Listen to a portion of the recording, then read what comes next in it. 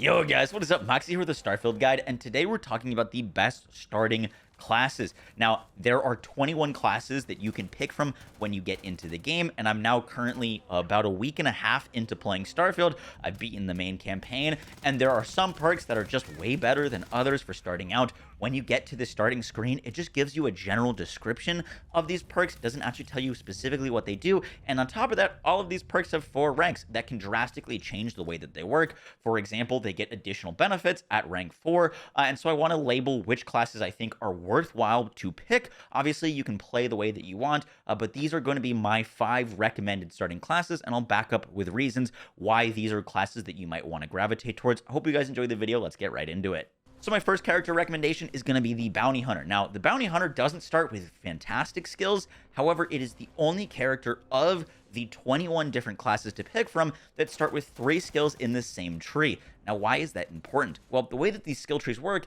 is you need to put a certain amount of points to get down to the next tier, and then the next tier after that. You need to put 4 points in the starting tier to get down to the second tier, and then you got to put more points to get down to the other ones. But what this allows you to do is reach your capstones faster than any other class choice. Now, the tech tree that the Bounty Hunter starts in is all about your ship combat, your ship weapons, and customizing your ship.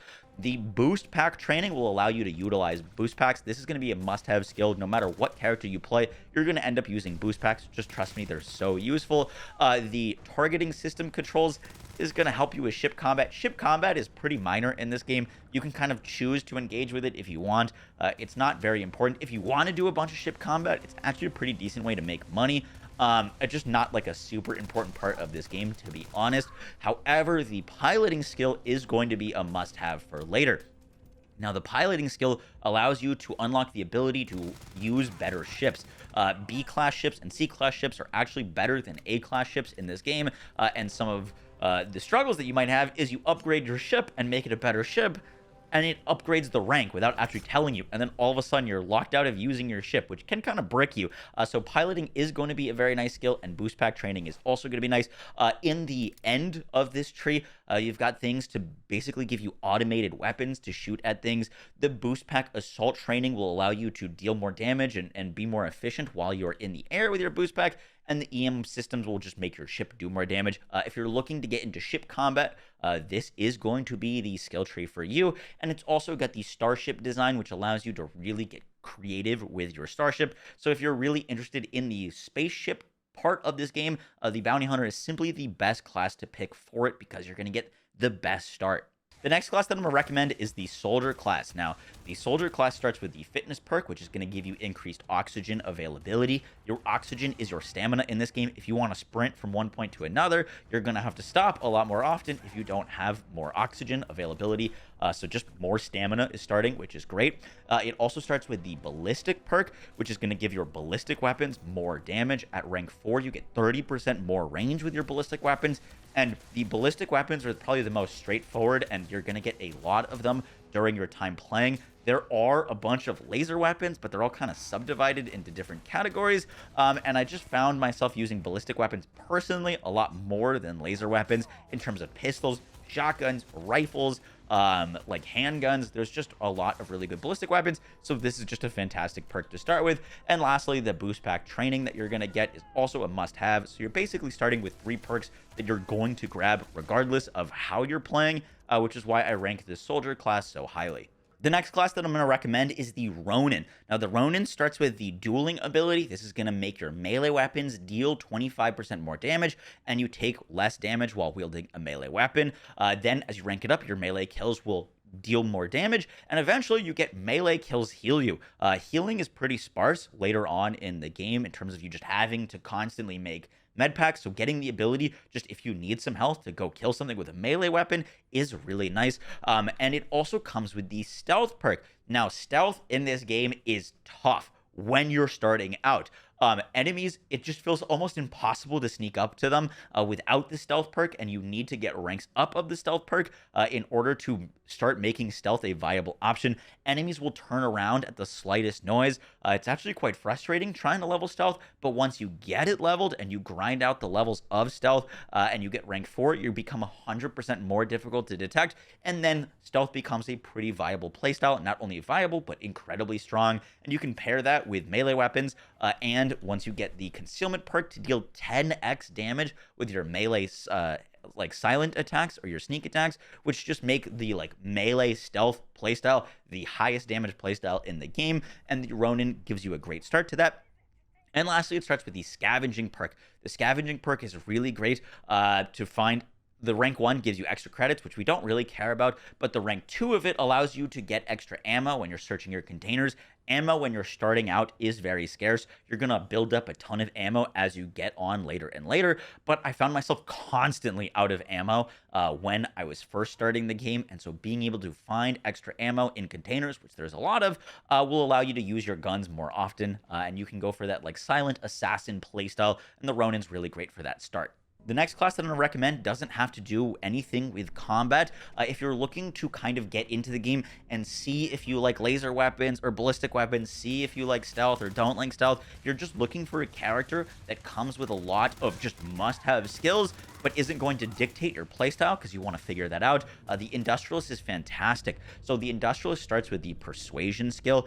The persuasion opportunities pop up so often, and so many times if you fail those persuasions, you've just got to do more work. You can convince someone to just give you something, and if they just give it to you, then you don't have to go do all these extra quest steps. And so persuasion will save you a ton of time. It pops up all the time as a skill. The next skill that it comes with is security. Some of the best loot in the game is locked, like no pun intended, behind harder locks. You're going to get a ton of these digipicks, and you're going to want to be able to unlock master level and expert level locks to get some crazy loot, and this is a must-have skill, so it also comes with that. And on top of that, it also comes with research methods, which allows you to reduce your crafting costs, and you're going to be crafting not very much early on, but later on when you can craft silencers and red dots and muzzle brakes and flash hiders for your weapons, crafting becomes more and more important. You're going to be crafting for your food, for your spacesuit, for your ship, and having to reduce the crafting cost just means you have to grind less. And so this is also a fantastic skill. If you're not sure what kind of playstyle you want to go with, industrialist is a really good pick. And my last recommendation is the Cyberrunner class. This comes with the stealth skill, which gets really powerful as you rank it up and you can start stealthing on enemies. It comes with the security skill, which is a must-have. I think everyone is going to need this skill because there's so much loot and so many containers that are locked, and you need to pick up security to get that. And then it also comes with the theft skill. Now, theft is really nice because you cannot pickpocket enemies if you do not have this skill. Some of the skills will like, oh, you deal more damage with this, or you are better at this, but it's not like you're locked out of the option entirely. The theft skill not only allows you to pickpocket, but also increases your chance of pickpocketing, and you can get some pretty good loot off of stealing from other enemies. So that's another great pickup. If you're curious about the other perks, I'm just going to like quickly go through them. So the boxing perk is going to allow your unarmed attacks to deal up to 100% more damage and knock down targets. Fitness is for more oxygen. Stealth gives you stealth meter. Weightlifting increases your carrying capacity, and wellness increases your max health up to 40%. In the social, commerce will allow you to buy and sell for better deals. Gastronomy is going to allow you to craft better food. Persuasion gives you the chance to persuade enemies and increase your chance of persuasion. The scavenger perk allows you to get extra items when you're looting. The theft skill allows you to pickpocket. Ballistic is increased damage from ballistic weapons and increased range at rank 4. Dueling allows you to deal more melee damage and heal. Lasers is going to allow you to set your targets on fire at a 5% chance at rank 4, and your lasers deal more damage. Pistol rank 4 gives your pistol kills a 25% crit chance for 5 seconds, which is really strong. So pistol skill is awesome. Shotgun skill gives your shotgun kills a small chance to stun additional targets with shotguns for a limited time to take them out nice and easy. Astrodynamics increases your grav jump abilities. I never had any issues with grav jump, which is why I didn't like recommend this skill. If something is really far away, you can just jump to a closer planet and then get there rather than not being able to get there with like it being too far. Geology is going to be pretty cool once you get it later to get exotic inorganic resources for crafting. That's going to be nice. Medicine allows you to heal more. I haven't had any issues with healing. Research, absolutely massive to be able to craft things for 40% less cost or up to 60% reduced cost of crafting. That's why I rate this skill so highly.